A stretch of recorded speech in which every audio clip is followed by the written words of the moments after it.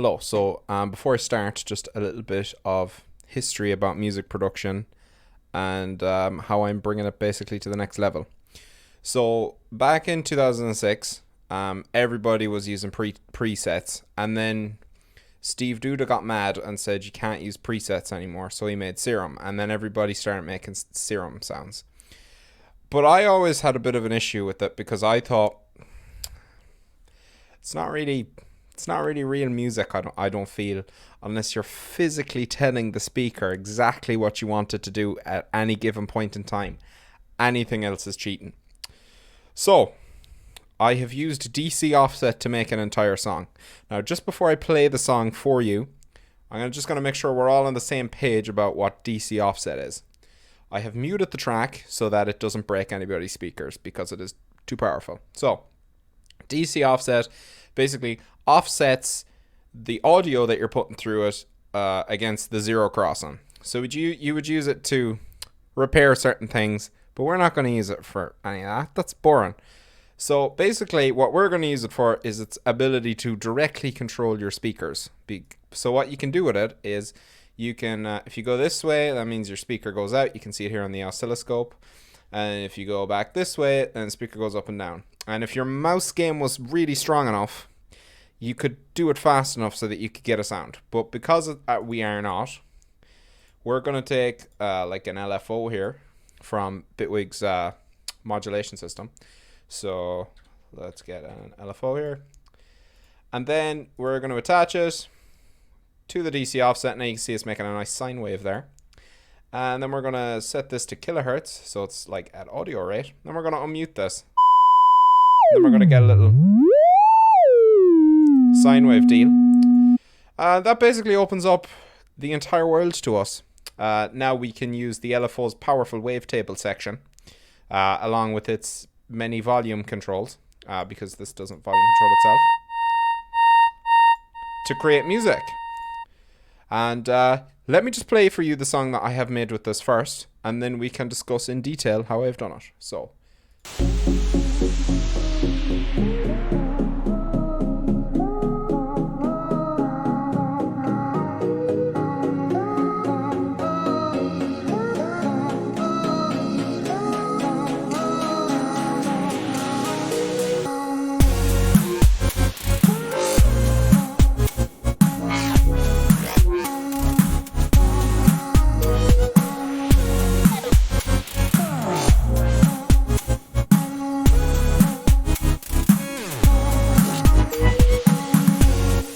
okay, let me just turn off that.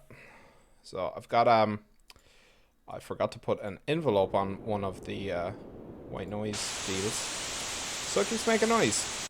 So let me just mute that.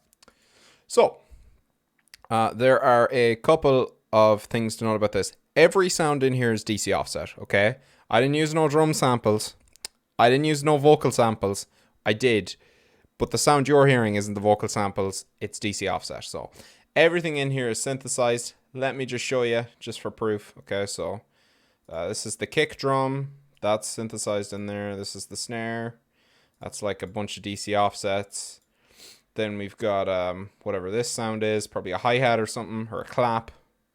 I don't know. Anyway, so let's start with the drums so we can hear the drums.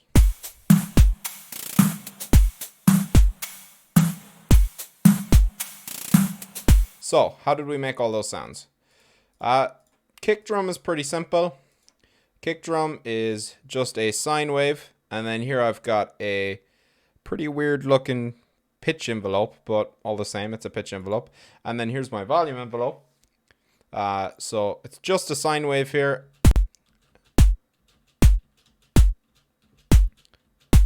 And you can hear that that's just being pitched up and then pitched down really quickly to create an attack. And that's what it sounds like by itself. And then here we've got a noise, like just a noise, like an attack to make the kick more attacky. So all that you do to do this is just take this random modulator that you can get in the modulator section, and then switch it here to kilohertz, and then you're going to have access to pretty much a white noise sound. So If you move this around, you're going to get different sounds. If you go too low, it's going to get really dark. And then the whole lot of this is just going through a little bit of saturation, some EQ for more bass, C bass on the kick. And then I've got a transient shaper here, which is shaping the transients, which is what I find it's most useful for. Yeah, pretty much just a taste. So if I take the effects off here, you can hear what the kick sounds like by itself. So here's the kick itself without any effects on it. And then add a saturator. And then an EQ, making it more bassy. And then transient shaper, which like tightens it up and whatnot. And then there's a dynamics at the end, which is making it louder. Then we've got the snare. Let's just play in front of the snare there. So the snare is a little bit more complicated, but not crazy complicated either. So the snare is a noise. Again, this time the noise is a bit more pitched. So you can see I've got it set to a particular frequency here. So let's just play these individual layers and you can see why I've used different layers. So we've got this one, which is like very mid-range, punchy kind of part of the snare. Then we've got this one. That's a little lower end, a little more distorted. Then we've got this. That's like the crispy part of the snare, the more like wiry sound. And then we've got this, which is like the top end. And then all together, they sound like this. Then all of that is going through an EQ here, which is boosting the fundamental. There is no fundamental until you boost it, so it's kind of just really noisy. If I take this EQ off, and I think there's one at the end as well, which is also giving it some tonality. Where are you at? Where are you at, EQ? Oh, jeez, there's a lot of effects on this. Probably if I synthesized it better, I wouldn't have to put so many effects on, would I? So here. See? It's just noisy. That's not good. That's not snare. Doesn't sound like snare. It just sounds like somebody stepping on a bit of sand or something. Similar to that. And then this one here. So that one's giving it a bit of pitch. And this one is giving it even more pitch. Okay? So that's what's giving you the like pitch sound, is just boosting the fundamental. And then putting that through some distortion. Livens it up a bit. Actually, there's two distortions here. So you can see that's just weak. You can put that in your song. How would that sound? It's not very good. So we added distortion to make it more powerful. Right. Then we've got another transient shaper. And we've got a bit 8 here. Let me just solo that snare again. Bit 8's just distorting it a bit more, adding some top end. Then we've got this really short reverb. So there is a reverb on the send. Let me just turn that off.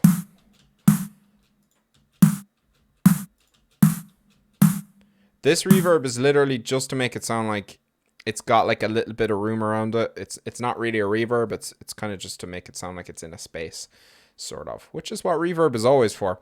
This one is like a really short reverb that's really subtle to make it sound like the snare has like a drum element. It's not just some noise happening. Then we got an amp. Not quite sure why I've added this. Makes very little, but a bit of a difference.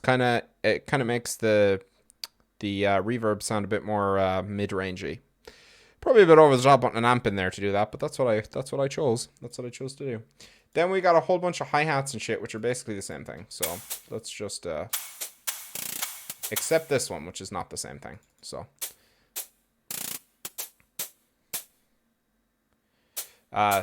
these hi-hats are just white noise with some comb filters on there to emphasize certain frequencies.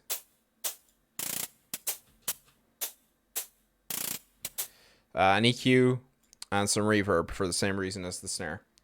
Then we've got this like ride sound. Again, not the best, but you know, we're just trying our best here. How did I make this? Oh yeah, this is the same as the hi-hats, but it's a bit longer. You can see there's like some release time on there. And I've also used the resonator to give some like metallic-y sort of frequencies to it. So you can hear the difference here. Makes it sound like a ride cymbal. Belly sort of. Could be a lot better, but it's not. That's how it is. So, lovely. What's here? This is nothing, is it? Yeah, it's just nothing. Then we've got, what's this? Oh, this is the clap. So, this is a clap that's layered with the snare. So let's hear the two of them together. See how they team. Makes it a bit more crispier. See? That's like less crispy. And then if you add this, it's more crispy. That's the bass. That's not making anything more crispy. So, see that? Phenomenal.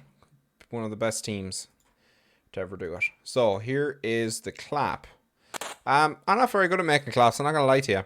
The way I always do it is it's white noise again, as are most things, and then that's going through a volume envelope, which is like simulating some clap shenanigans. So there's like, you know, there's an initial hit, and then there's another hit like 2 seconds later, and then finally there's a, and then, you know, there's another hit. So I've got 3 volume bumps here that are decreasing in volume, and that's creating like a I don't know, I'm not doing a very good job of explaining this, but do you hear what I mean?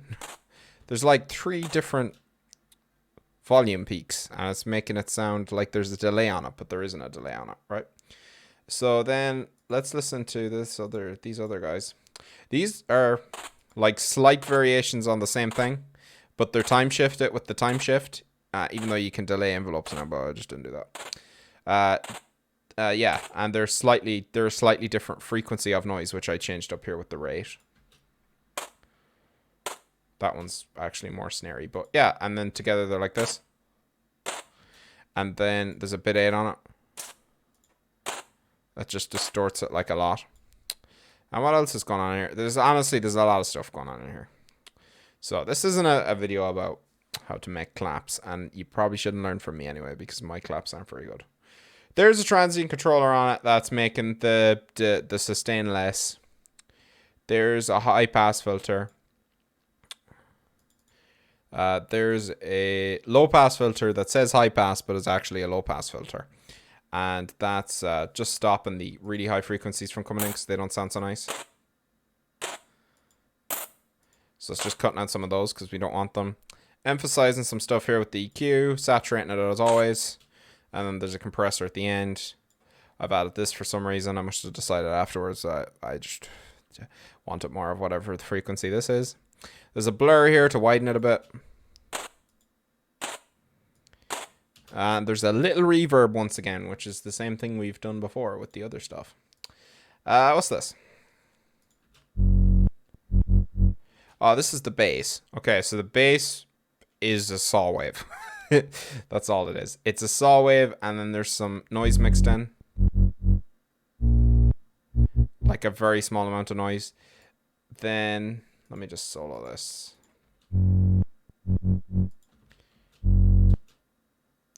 Yeah, so the bass is just a saw wave going to this DC offset, and I'm basically just filtering that and saturating it a bit. It's a really, really basic saw bass. That is all there is to it.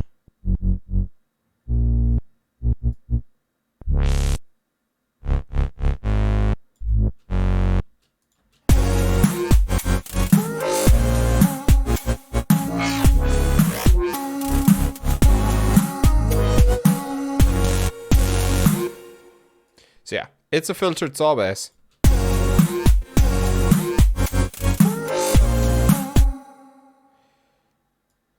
No real trickery there. Here we are.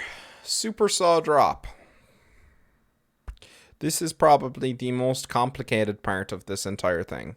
It's not complicated as such, but there's a lot happening here. So let me just expand these boys, see what they're doing. So right here, we've got, you can see here, I've got 2 effects layers in this super saw drop, and these are just playing different inversions of whatever chord. You can see that my my notes are on different channels. That is because the DC offset does not accept multiple notes because it is not an instrument. And this is just a different inversion of the same chord. It's just in a higher octave. So these are basically just octaves of each other. So that's the higher one. That's the lower one, and then together they're high five. So let's have a little see what's happening here. So the effects are just like standard effects. I EQ'd it, I put some chorus on it, and I put some reverb on it. There's this is the group. There's this is like my own version of OTT that I've put on it just to make it sound more like that. Then here's how we made the unison saws. Okay, so you can see I've got voice 1, voice 2, voice 3, voice 4, and noise here. The way that this is working is in the MIDI editor here, I've got the notes sent into different channels. So this is channel, say this is channel 1, this is channel 2, this is channel 3, and this is channel 4. And that's the exact same thing here for the higher one. And then I'm using the channel filter so that channel 1 is coming through to this voice, channel 2 is coming through to this voice, channel 3 is coming through to this voice, and channel 4 is coming through to this voice. A voice being a note played, okay? So we've got 4 notes that we can play. We can't play any more than that or we're going to lose a note. Simple as that. Then we have to go into the voice section. So we're going one level down, and you can see I've got another effects layer here, right? This effects layer is saw waves that have got a random phase. See here, I've set this LFO to random phase. So they're all set to random phase, which means they're not going to phase together. So it's going to work like unison. Then I've basically got 1, 2, 3, 4, 5, 6, 7, 8. So I've got 4 pan to the right and 4 pan to the left in here. And then I've got this rate macro over here, right? And what this is doing is it's slightly changing the LFO rate so that they're slightly different pitches. So the faster you make an LFO, and if you're hearing it as a pitch, the faster you make an oscillator, the higher pitched it's going to be. And the lower you make an oscillator, the lower pitched it's going to be. So I am modulating this by a tiny, tiny, tiny amount. So if we go over here and check this out, it's like a tiny, tiny modulation here. So it's like less than 1% of the modulation depth or whatever, right? So this macro here basically is tuning these by different amounts. So it's kind of ascending if you look here. So this one's slightly less than this one, and this one is slightly less than this one. And then we're on to the next 4 voices, and this one is slightly less than this one, and this one is slightly less than this one. So when I turn this, I get the effect of detuning. That's just on one of the voices, okay? So the other voices are the exact same thing, right? So voice 2 is just the same thing, but it's receiving a different note. Voice 3 is the same thing, that's receiving a different note. And voice 4 is the same thing, and that's receiving a different note. And noise is noise, so I haven't filtered out any of the channels. Doesn't matter. It can receive whatever note it wants as long as it plays. Noise is just a random modulator attached to this little guy right here, okay? That's all going through a little bit of saturation. Sorry, the noise is going through a bit of saturation. And that is what creates this unison voice sound. So that's how we're getting polyphony out of something that's not even supposed to be an instrument. Then we've got this unison knob, and all this unison knob is doing, right? Which one am I controlling here? Let me just zone in. Right? All this unison knob is doing is taking that rate. Remember that rate knob we had over here that was changing the pitches in each voice? This unison knob is just a macro that's mapped to each of those so that I control every voice at once. So each of these rates, the one here, the one here, the one here, and the one here, are all being controlled by this unison knob. So if I put it up more, it's going to be more detuned, less, it's going to be less detuned. This width is just being controlled by tools on the voice. And that's just controlling the stereo width of the overall sound. And then I've got this envelope here, which is basically controlling the volume of the voice. So let me just show you, just in case you're not too familiar with that. So if I want this DC offset to act like a synthesizer, what I have to do is first of all add this DC offset. So here it is. Okay. Then I'm going to want to add my oscillator, which in this case is going to be an LFO, but we're going to look at some other things that you can use as an oscillator. And I'm just going to show you what the ADSR is being used for, just in case you're not familiar. So if I set this to a frequency, whatever it might be, and I attach this, the issue that I'm going to have is that it's just going to play forever. So even if it receives notes,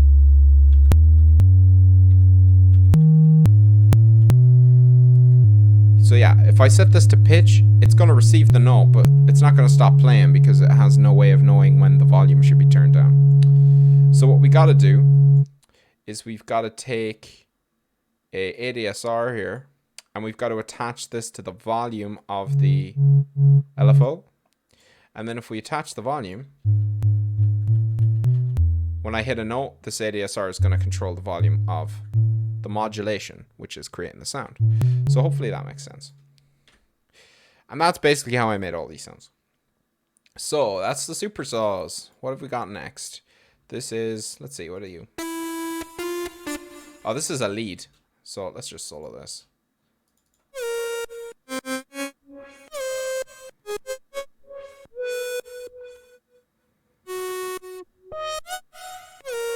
So that's just layering with the supersaws. This looks complicated, but it's actually really simple. I've got this wave that I made in the LFO, so it's like a saw, but I've kind of made it a bit different to a saw. And then I've got my envelope here to control the volume. And then I've got this LFO2 here, which is actually frequency modulating, or FMing, this first oscillator. And the way that I'm doing that is I've just got the modulation here. So these are all tracked to pitch. I've got this modulation here, right? And then I am modulating, see the phase down here? So that's giving me an FM effect. So if I bring that up or down,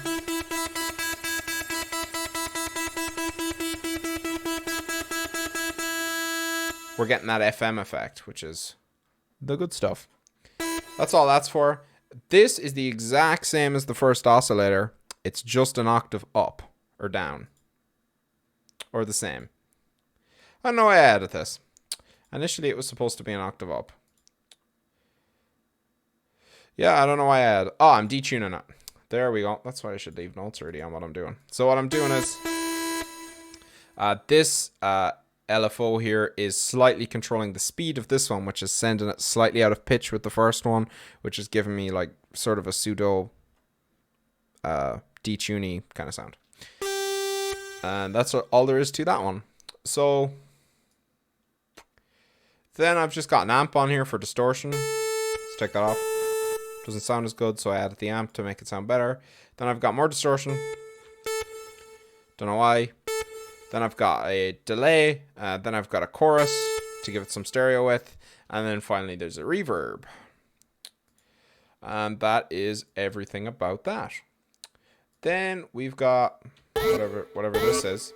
Oh yeah, so this is like a sound effect that plays between the first and second chord. So if I take everything off.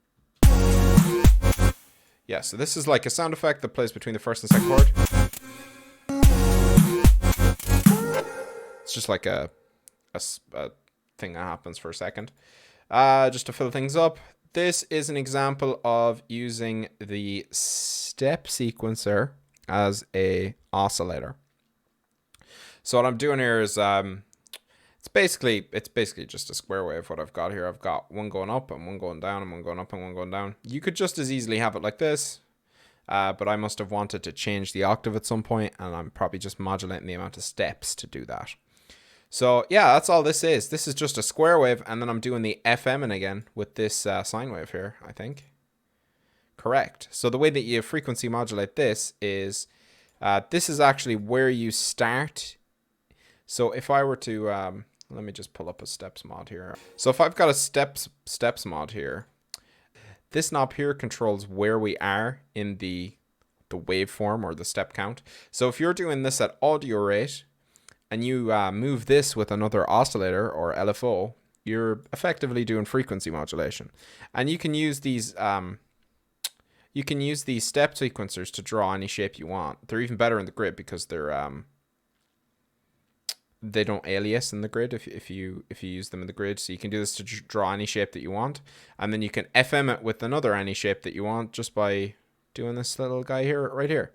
So if you want this to follow your pitch, just make sure, like all the other ones, that you hit pitch of current note, and then it's going to follow the pitch that you last played. So the lower the pitch, the lower the note, higher pitch, higher speed. Boom. That's all that sound is. But then there's just some of the regular stuff on here, some distortion from the saturator. There is some phasing happening there, a little bit of phaser. And then there is also some reverb or reverb. Then what else have we got? I'm just going to blast through things here because it's getting a bit boring, I'd say, for people. So let me just play the sound. It's the bass. I'm not going to spend all day talking about how I made this, but basically what's happening here is I've drawn a custom wave shape with the step sequencer, which is modulating the DC offset. And then I'm putting a bit of chorus on it to widen it because this is obviously just one voice, so it's going to sound pretty not stereo otherwise. Then I've added on some phaser here, and I'm modulating the frequency of the phaser. Then I'm putting that through a vocoder. That's the main sound that's happening here, is that I am vocoding the wave that I've put through it. Otherwise it sounds like that. And then I'm messing with the formant to get a different sound out of it. I'm high passing it before it goes into the vocoder, and I'm also vocoding it again before it goes into the vocoder, but this time it's just to kind of change the sound. So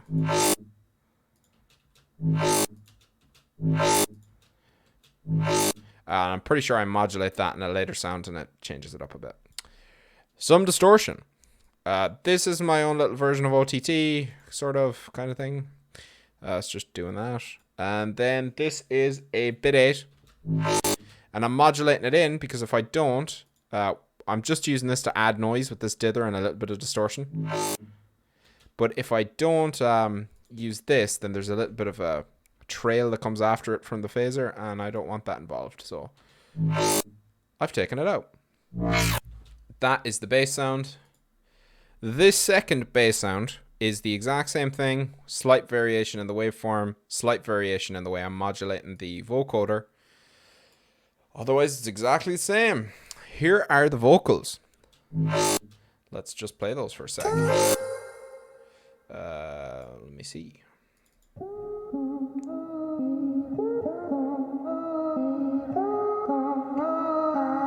So these technically are a DC offset, right? You can see that there's a sample down here, but you're not hearing the sample. What you're hearing is that I've taken this audio rate modulator and attached it to this DC offset. So you're actually hearing the vocals through the DC offset because it works at audio rate, and if you put a vocal through it, just sounds like a vocal. Yeah. So didn't break my own rules. This vocal is just me singing.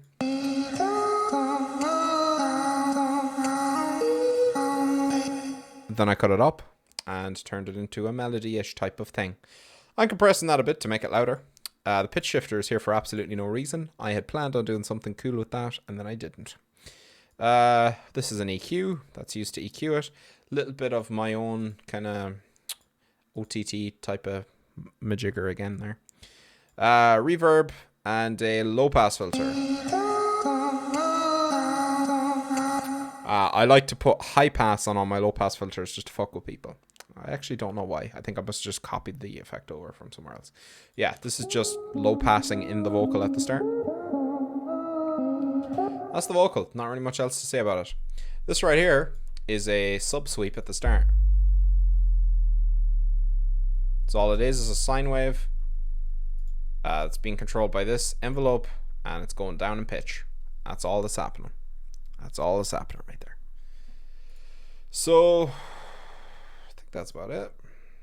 What's this? Oh yeah, this is like noise at the start, right? Yeah. That's all that is. That's just some noise. So here's the start, just in case you're wondering. Let's not mute that.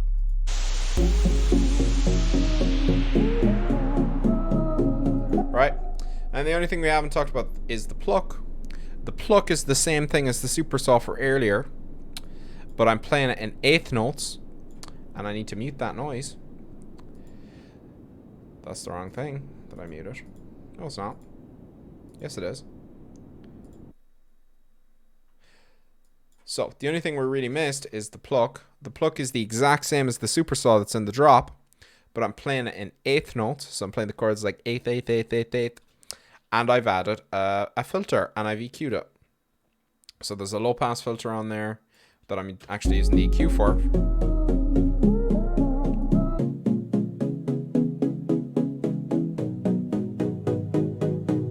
Otherwise, it's the same sound. So yeah, nothing really to talk about there.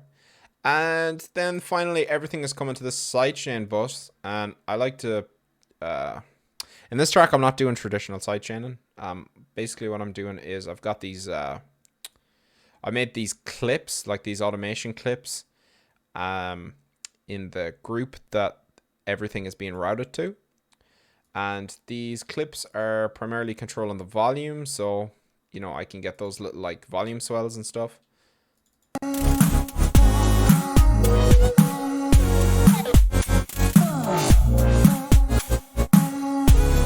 Yeah, that's everything. Life is what you make it. If you would like this project file, let me know. I have a bit of cleaning up to do on it, because if you were to download it now, it would probably be completely incomprehensible because it's a bit of a mess. But if you'd like the project file to have a look at and have fun with in your own time, let me know. Because if only like 4 people want it, then I'm probably not going to bother putting in the couple hours of work to like write some notes so that everything is clear on what I did and all that. But if 5 people want it, then I might just do that. So subscribe, like the video. That's very important because it's helpful. And I'll be back again. Let me know if there's anything you want me to go into more detail on. If there isn't, then goodbye.